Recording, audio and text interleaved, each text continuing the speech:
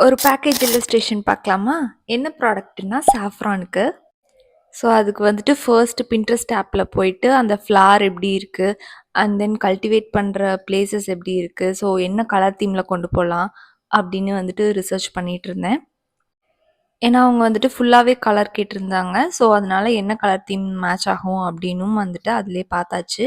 Next நம்ம favourite Procreate app எடுத்துட்டு so அவங்க மெயின் தீமா வந்துட்டு ஃபுட் எலமெண்ட்ஸ் இன்க்ளூட் பண்ற மாரி கேட்டிருந்தாங்க. ஸோ அதனால வந்துட்டு ஃபர்ஸ்ட் ஒண்ணு பண்ணியிருந்தேன். இது எனக்கே ஆக்சுவலி ரொம்ப பிடிக்கல.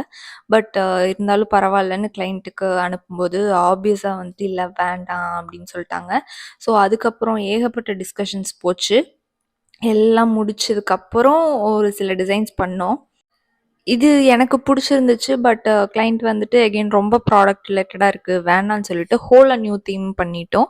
ஸோ அது என்ன பண்ணோம், ஃபைனல் ப்ராடக்ட் எப்படி இருந்துச்சு அப்படின்னு பார்க்கறக்கு பார்ட் 2க்கு வெயிட் பண்ணுங்க. பாய்.